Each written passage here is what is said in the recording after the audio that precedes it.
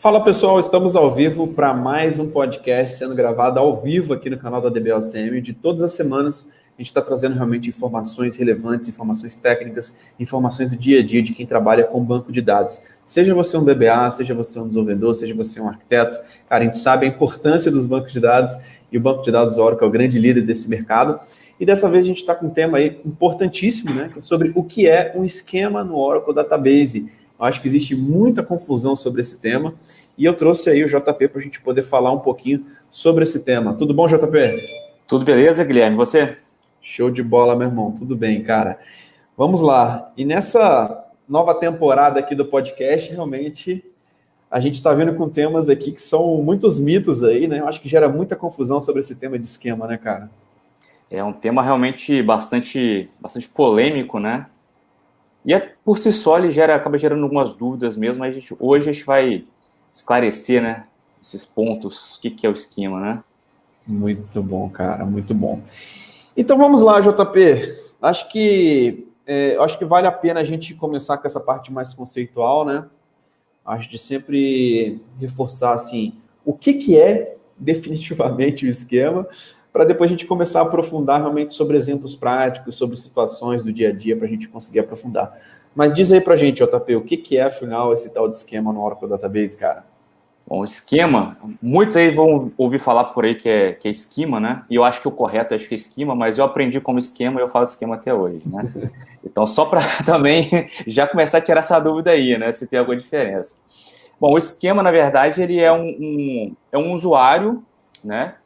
Que possui objetos, né? Então, quando você cria o usuário, create user lá, o nome do usuário que você definir, ali, por enquanto, você não tem um esquema criado, né? A partir do momento que você cria um objeto, como, por exemplo, uma tabela, depois, consequentemente, um índice, etc., o usuário, ele vira dono daquela tabela, né? Daí, o termo owner, né?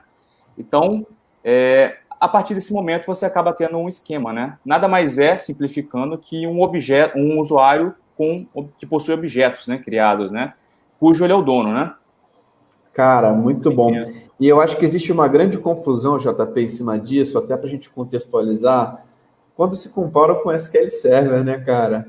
Porque assim, no SQL Server, o esquema é uma coleção de objetos dentro de um determinado database, que a gente tem aqueles banquinhos, né? Já no Oracle, ele é um usuário que contém objetos, né, cara? Então, eu acho que gera muito essa confusão de quem vem de outros sistemas de gerenciadores de banco de dados, né? E muitas vezes não entende no Oracle o que é esse tal de esquema, né? E é exatamente aquilo que você falou também, né? O que é um esquema, o que é um usuário, o que é um owner, né? Acho que são os termos são muito comuns, que são falados, e eu acho que é interessante a gente realmente ter essa clareza, né, cara, de qual que é a realidade realmente do Oracle Database sobre esse tema, né? Exatamente. Se a gente fizer realmente algumas comparações de termos entre Oracle e SQL Server, realmente os conceitos vão mudando bastante, né? A gente tem, por exemplo, o conceito de usuário e login, né? No SQL Server, né? A gente não tem login, a gente tem usuários. Então, tem isso, tem a questão de instância e database é diferente, né, para a gente lá, né? Em relação no Oracle. É meio que invertido, né? E realmente causa uma confusão, porque realmente você encontra termos diferentes que no fim, querem dizer a mesma coisa. É sempre uma referência a um determinado usuário, né? Visto que no banco de dados Oracle você pode ter N usuários, né?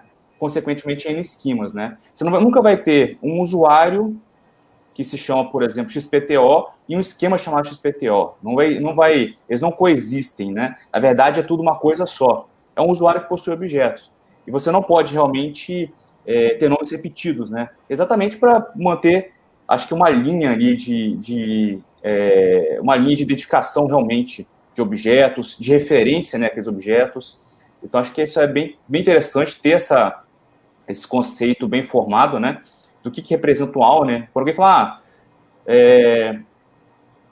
trunca aquela tabela para mim que está no owner tal. Aí você já tem a referência, você vai lá. Então, o owner está falando é aquele usuário, né? Aquele esquema. Então, é importante saber que você está referenciando aqueles objetos de um determinado usuário, no final das contas, né? Cara, muito bom, JP. E eu acho assim, até mesmo fazendo essa analogia com SQL Server, né, a gente sabe que quando veio o Oracle 12c, veio a questão da arquitetura multitenant. Que aí sempre houve aquela rixa de SQL e Oracle, né? Tem uma galera que gosta desse universo Windows, tem a galera que gosta mais desse universo mais tela preta, do Oracle e tal. E cada um se identifica com o banco realmente que gosta mais, né? A gente se especializou em Oracle há muitos anos, mas é que sim, o banco bom é aquele que atende à necessidade do cliente, né? Muitas vezes, em algumas situações, vai fazer sentido que você tenha determinado tipo de banco naquele cliente, né? E, cara, eu acho que uma grande analogia é o seguinte, depois quando veio a arquitetura multitenant, né, dos PDBs, muito se falou aí que a Oracle copiou, né, a questão dos banquinhos, né, e que tá copiando o SQL Server, e que agora, realmente, no Oracle 21c vai se tornar uma realidade, né? Onde a long term release hoje é a mais recomendada, a mais estável, digamos assim, seja a versão 19, mas para aqueles clientes mais high-tech que querem realmente estar utilizando o que tem de mais novo, dá para ser utilizada o Oracle 21c, que vai ser lançado agora, já foi lançado para cloud, vai ser lançado para on-premise agora em 2021. E aí, cara, eu acho que surge também essa analogia, né? Como no SQL Server o esquema é basicamente objetos dentro de um banco de dados. E na arquitetura multitenant, cara, eu acho que é um ponto interessante aí para a gente entender conceitualmente também, né? Você pode ter esquemas dentro de um PDB, por exemplo? Exatamente. Foi muito pertinente essa pergunta, porque até eu falei agora há pouco que você não conseguia ter, né, dentro de um database, dois usuários, dois esquemas com o mesmo nome, né? Eu vou até me retratar aqui, porque quando a gente entra no conceito de multitenant, eu posso ter diversos PDBs e eu posso ter o mesmo usuário dentro de todos os PDBs. Então, dentro daquele database, eu posso realmente, nesse conceito multitenant, ter vários diversos esquemas com o mesmo nome, né? Isso é legal de repente, o seu ambiente... lembrando que o 19c, ele te permite até 3, né, PDBs que você possa criar gratuitamente, sem ter que adquirir nada por isso. Não vou falar gratuitamente, porque gratuitamente é tudo de graça, né? Mas que você possa usar sem custo adicional, né? Sem a option, né, de multitenant. Isso aí, sem a option de multitenant. Então, você pode, de repente, por consolidação, né, do seu ambiente, se o seu ambiente for realmente muito simples, né, você ter ali 3 PDBs, né, um como produção, outro como uma homologação e um desenvolvimento, teste, etc. Então, daí realmente você poder reutilizar, né, utilizar sem modificar o nome do esquema, né, em diversos PDBs ali que vai abrigar seu ambiente como um todo, né.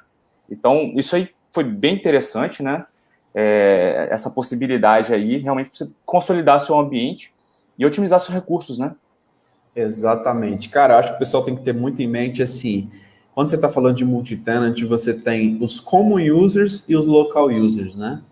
Então, você tem a possibilidade de ter um usuário que você cria na raiz, que ele vai ter uma visibilidade entre todos os PDBs, né?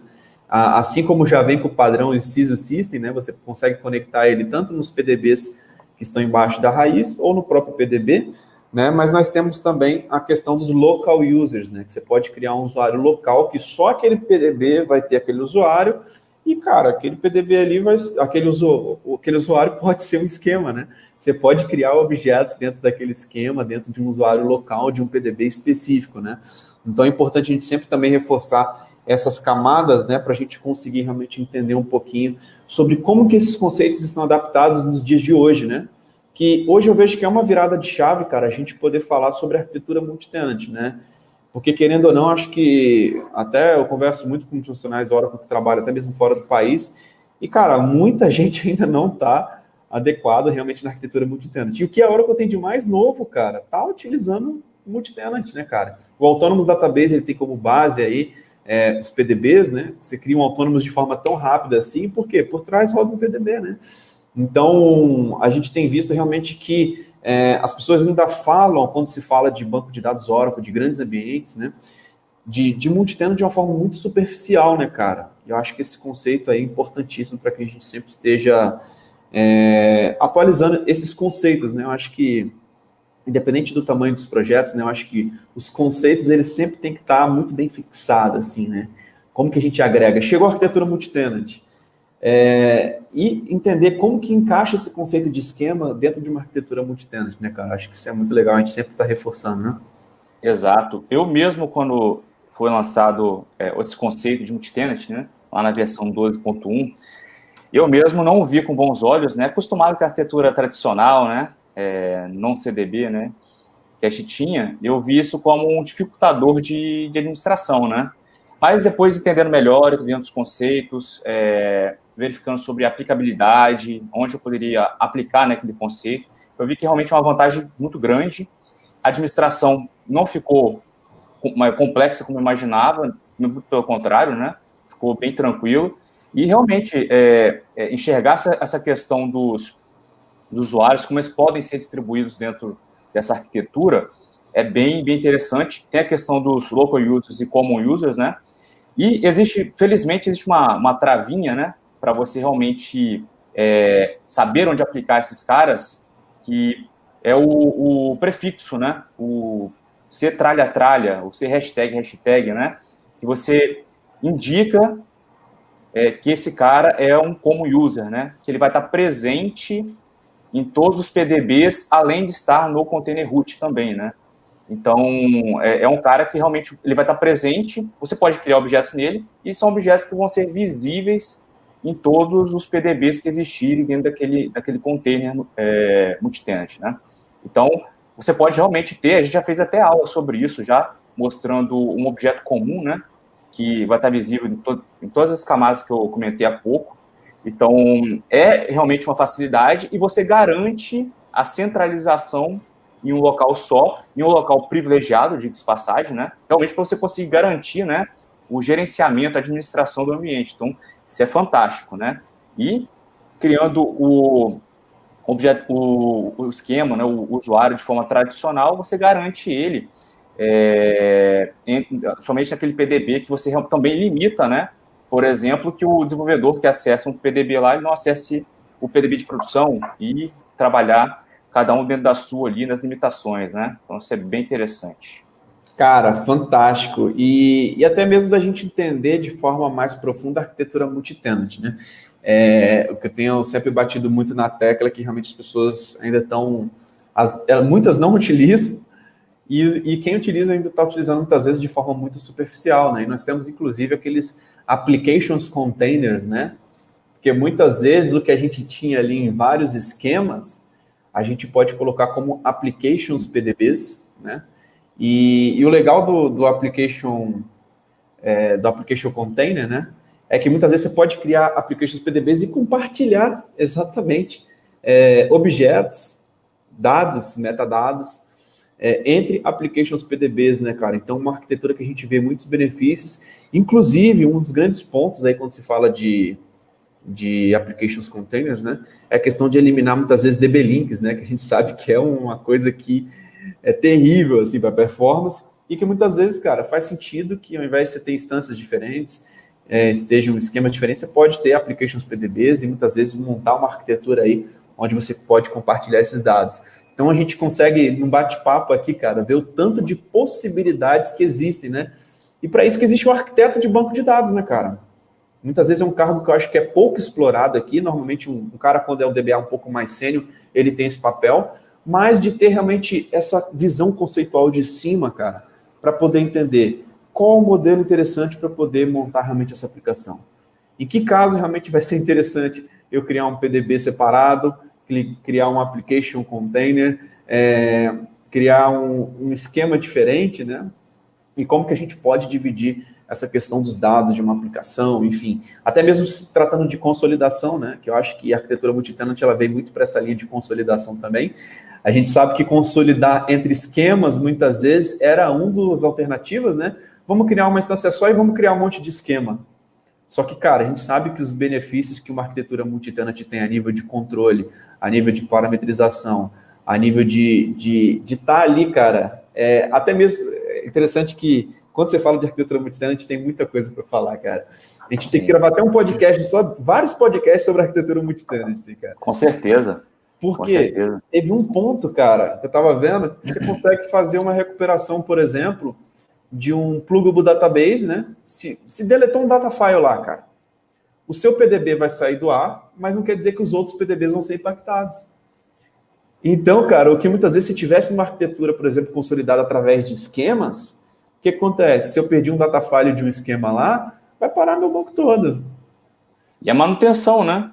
Você tem que fazer manutenção, às vezes, no esquema com menor criticidade, vai impactar, talvez, ali um ambiente mais crítico, né? Então, são duas vias, né? Você tem os dois lados da moeda ali, né? Como você falou também, você consegue, por exemplo, eliminar a questão do DB-Link, né? No entanto, na arquitetura, né, tradicional. No entanto, você pode cair nessa situação também que a gente acabou de falar. Então, realmente, você tem... São opções, né? E aí, realmente, reafirmando o que você já disse aí, que faz falta pegar essa dica, né? A existência do arquiteto, né? De banco de dados, realmente para poder orientar a melhor maneira, melhor meio de fazer a consolidação, ou o que quer separar, o que vai acessar. Uma das grandes dificuldades que eu vejo, e é a tomada de decisão, às vezes ela fica equivocada, é o medo que o cara tem de, por exemplo, se eu fizer assim, eu vou estar dando muito acesso por uma outra aplicação. Será que essa aplicação vai conseguir enxergar, um esquema vai conseguir ver os dados da outra aplicação que não podem? Então, eu vejo muitos mitos, né, que por falta de informação, realmente o negócio fica bem desorganizado, né? Então, realmente, são muitas possibilidades, né, e eu acho que realmente faz falta, né, para você ter um negócio fluindo melhor, faz falta realmente o arquiteto de banco de dados, né? Exato, cara. Eu acho que esse que é o grande ponto. Assim, a gente tem que pensar que, conceitualmente, o esquema veio primeiro, né? O esquema veio primeiro. Mas, a partir do Oracle 12, realmente veio esse conceito aí de pluggable database, onde muitas vezes a gente começou a entender como você pode aplicar o conceito de esquema dentro de um PDB, né? E como que muitas vezes uma consolidação que era feita a nível de esquemas, né, pode ser feita de uma forma muito mais eficiente. Cara, se você restartou sua instância, se o data file daquele PDB lá tá fora, só aquele PDB que não vai subir, cara. Os outros vão. Então, cara, a gente tem um controle, a gente tem um nível de segurança, a gente tem um nível de contato ali muito mais próximo quando a gente está falando de multitenant. E multitenant é um treinamento de 40 horas, né, cara? A gente poderia falar que nós já temos um treinamento completo de multitenant, que a gente sabe que é um assunto, cara, que é realmente profundo e atual, né, cara? Então, temos. Acho que a gente falou também até por exemplo, a gente falando de consolidação, né, separar, por exemplo, até ambientes, tipo de ambientes dentro do mesmo container, né? Realmente questão de recursos, consumo de recursos, porque a preocupação o cara passa a ter também, né? Mas esse é um outro tema que a gente vai tratar em outro momento, né? Para a gente não nosso tema inicial. A gente vai ter que fazer um podcast também sobre multitenant, que realmente tem muita coisa para a gente poder comentar, cara. Mas vamos voltar aqui, cara. Acho que foi legal a gente fazer essa comparação até para o pessoal entender dentro desse contexto, né, como que se aplica, né? E acho que existia realmente essa consolidação através de esquemas e hoje existem outras formas aí de consolidar utilizando a arquitetura multitenant. Cara, vamos lá. Sobre esquemas. Existem tipos de objetos que nós temos dentro de esquemas, né? Exatamente. Então, como a gente falou, é basicamente qualquer tipo de objeto que a gente cria lá dentro, né? Então, a gente está falando de tabelas, índices, procedures, functions, em linhas gerais, assim, objetos PLSQL, né? Packages, etc. O que realmente a gente não vai ter, assim, que não faz parte do esquema, que não tem dono realmente, que não faz parte de esquema nenhum, roles, né? A gente viu, acho que tablespaces, e tem mais um outro item lá que agora eu não lembro. E profiles, né? Isso aí pertence ao database e não a esquema nenhum. Não existe um usuário criar um profile para ele ou para atrelar outras pessoas, né? Na verdade, ele tem um profile que pertence ao database, né? Assim as roles também, né? Então, basicamente, os objetos que todo mundo conhece aí, tabela, índice, que são os mais comuns, são os clássicos que a gente vai ver que pode dizer que pertence a um esquema, né? Cara, muito bom, JP, muito bom. Cara, Legal, cara, sobre essa questão de esquemas, e eu acho que a gente pode aprofundar também um pouquinho sobre a parte de storage do Object Storage Esquema, né? Que a gente tem aí, começa a entrar na parte de segmentos, namespaces e data files, né? Realmente, o Oracle Database ele vai armazenar um esquema Object logicamente dentro de uma namespace, né? Acho que é um ponto importante até para a gente poder falar. Então, se você tem um dos exemplos que o JP aí falou de tabelas, índices, partitions, views, sequences, a questão da tabela, por exemplo, ele consiste em um segmento, tá? Esse segmento vai ter que estar armazenado logicamente dentro de uma namespace, né? Que aí, consequentemente, as namespaces vão estar associadas a um data file. Mas é importante a gente ter muito bem mapeada aí essa questão, que eu acho que são pontos importantes, né? De como que você armazena essas informações aí dentro de um esquema, né? Porque o usuário ele vai ter que estar associado a algum tipo de armazenamento, né? A gente tem nesse ponto, quando a gente fala de armazenamento envolvendo esquemas, a gente tem tabelas, tablespaces, que são agrupamentos lógicos, né? Eles não efetivamente têm um segmento ali, né? Diferentemente, por exemplo, do datafile, que já a gente fala que é armazenamento físico mesmo, é database, né? É o database. Até o Guilherme falou na podcast de ontem, né? Essa diferenciação de instância e database, né? Então, efetivamente, então, quando a gente fala no nosso assunto aqui de hoje de esquemas, um clássico que a gente vai ter aqui é o segmento do índice, por exemplo, que ele realmente é um segmento físico, né, que pertence a um esquema que é o dono daquele índice lá, e ele ocupa a areazinha ali dentro daquele montante do database, né. Então, a soma disso tudo aí, a gente pode dizer que é o armazenamento, né, do esquema, que é tudo que agrupa ali, fisicamente falando, como são segmentos de índice, por exemplo, que fazem parte desses objetos aí do esquema, né? Cara, fantástico até você falar isso. Até para a gente conceituar aqui que alguns tipos, né? Se a gente fala de tabela, índices, partitions, a gente está falando realmente de segmentos.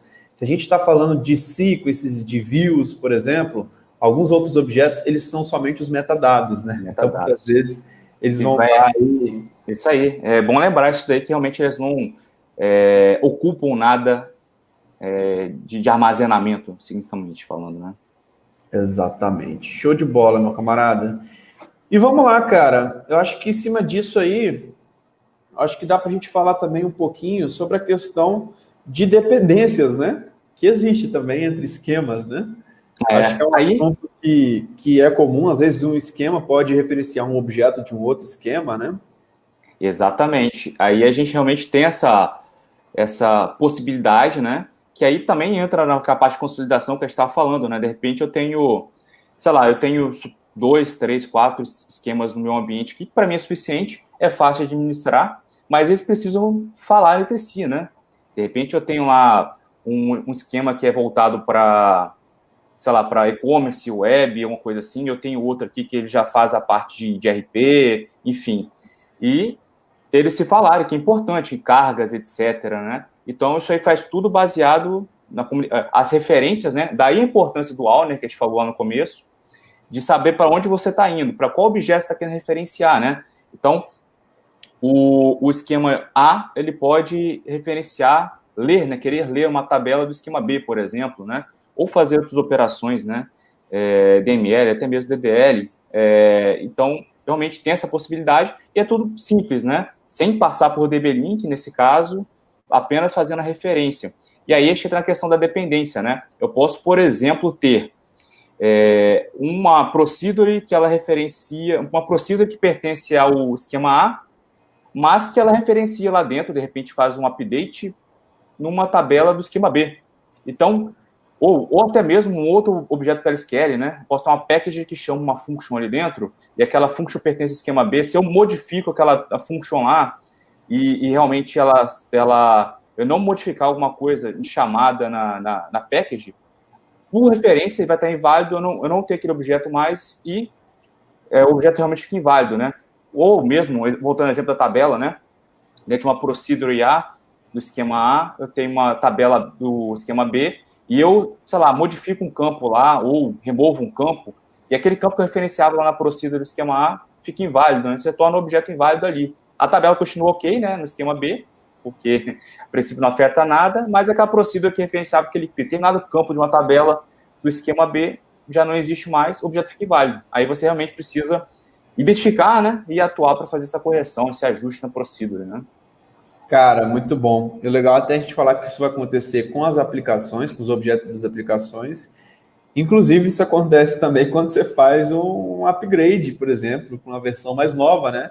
No final, você tem que recompilar objetos inválidos, etc. Então, até mesmo dentro do dicionário de dados internos do Oracle, a gente consegue visualizar esse tipo de característica, né? De dependências, né? Como que, inclusive, os objetos internos, eles podem realmente também ficar inválidos nesse sentido. Show de bola, JPI. Eu acho que nós temos também um comandinho aí que normalmente ele é pouco utilizado, né? Esse comando aí, eu fui realmente aprendê-lo recentemente, tá? Porque ele não é tão comum. Ele é simples, mas não é do nosso dia a dia, realmente, né? Que é o create. O que esse cara faz? O create schema. Tem uma travadinha aqui para mim, cara. Você travou para mim aqui também. Você tinha falado aí sobre que é o comando. Que é o comando create schema, né? Que é um cara que realmente, pô, eu imaginava que eu utilizasse esse cara e eu automaticamente estava criando um usuário, já estava criando qualquer objeto na sequência e tudo mais, né? Na verdade, o create schema, ele não funciona se você não criar o usuário antes, né? Que é uma premissa, na verdade, que existe quando você pretende criar um esquema novo. A premissa é você inicialmente criar o usuário, para depois ele só se tornar um esquema quando você vier criando os objetos, né? As tabelas, índices, etc. Então, o create schema, ele não cria o usuário, né? Você precisa criar o usuário antes e depois você pode utilizá-lo. A vantagem dele é que a sintaxe é create schema, authorization, dblcm, que é o meu usuário, né, por exemplo, e embaixo ali eu coloco dentro de um bloco uma sequência, um bloco único, né? A criação de diversos objetos, né? E concessão de privilégio também, né? Então, eu crio duas tabelas, crio um índice, crio uma view, e depois eu fecho o comando e eu crio tudo dentro de um bloco só. Então, por isso que a vantagem é você fazer tudo dentro de um bloco só, mas tradicionalmente a gente vê realmente seguindo o modelo de criar essa premissa, né? Ter com essa premissa de criar o usuário primeiro e depois vir criando os objetos dentro de um script, na sequência, sequencial. Então, assim, é um comando que está lá, é bacana, é bom saber que ele existe, mas na prática, no dia a dia, você não vai ver realmente com frequência, não. Exato, cara. Até legal a gente poder falar um pouquinho sobre isso também. Eu utilizei poucas vezes e vejo que poucas pessoas também utilizam esse comando de create esquema e que muitas vezes fica bem similar em um bloco de scripts onde você vai criar os objetos dentro daquele esquema específico, né? E show de bola, cara. Eu acho que um ponto importante também, JP, para a gente poder falar, são as permissões do owner, né? O cara que é dono dos seus objetos, normalmente já tem algumas permissões ali implícitas, né? Então, se ele está logado com o usuário que é o dono daqueles objetos, né? Se ele está realmente logado com o usuário owner ali daquele esquema, então ele tem a questão de muitas vezes já ter permissões ali para poder acessar aqueles objetos, né? Eu acho que é um ponto importante também de falar dentro desse contexto de esquema, né? Um pouquinho sobre essa parte de segurança, né? E se você tiver realmente de usuários externos, né? Aí você realmente vai ter um controle maior do que os usuários externos vão poder fazer realmente com cada um dos objetos daquele esquema, né? Mas ele próprio em si, ele vai ser o cara que já tem uma permissão bem grande ali sobre os próprios objetos, né? Esse, inclusive, é um tema que eu estou preparando uma aula para te fazer, né? Isso aí é um tema que deixa eu abordar bem o que é os privilégios, roles, etc., né? E como se aplica, inclusive, entre esquemas diferentes, né? Então, esse é um tema até polêmico, porque quando a gente fala de privilégio e tudo mais, quando a gente quando alguém pede para a gente criar um esquema lá e tal, tudo mais, começa aquela saga de quais privilégios você vai conceder, né? Então, normalmente, é difícil fazer esse mapeamento inicialmente, e também os desenvolvedores também não têm tempo para poder parar para fazer isso. Geralmente, o que faz é o cara pedir para liberar tudo, né? E é aquela, depois a gente ajusta, um ajuste que nunca acontece, né? Mas é um tema bem polêmico por isso, né? A questão dos privilégios. E concordo, cara. o esquema por si só, o dono dos objetos, né, o owner, ele tem realmente algumas permissões dentro daquele ambiente dele, né, um único ali, e que ele consegue consultar as tabelas que ele criar, enfim.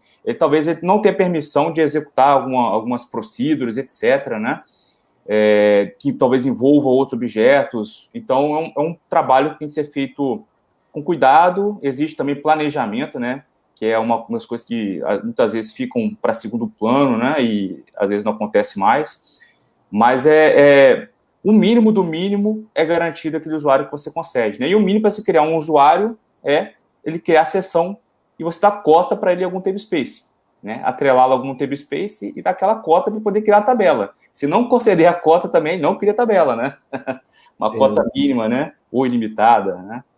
Então, até uma boa prática. E o que você acha, cara, de um esquema de uma aplicação que está com grande DBA, cara? Rapaz, é de chorar, né? É de chorar, olha aquilo ali. E aí que o desafio fica maior, né? Já entrou em produção, como é que tira isso agora? Não tem como tirar aos pouquinhos, né? É um desafio, é de chorar. E, cara, eu já passei por diversos projetos que... vamos retirar agora, não sei o quê. Vai adiante, o segundo tempo, a segunda revisão disso aí nunca vai acontecer. Isso é fatal, cara. Se entrou em produção, é difícil, tá? Retirar isso aí. Exatamente, cara. Acho que esse aí também é um ótimo tema para a gente poder aprofundar depois um pouco mais sobre essa parte de segurança. Mas eu acho que o que a gente tinha proposto aqui sobre essa parte do que é o esquema, né, de realmente trazer essa parte conceitual, cara, acho que ficou bem claro aqui. O pessoal realmente desmistificar. Eu acho que existe muita comparação com outros bancos de dados, com a SQL Server, etc. Acho que é sempre bom a gente poder fortalecer esses conceitos e discutir, né, cara, como que isso se aplica em alguns cenários, né?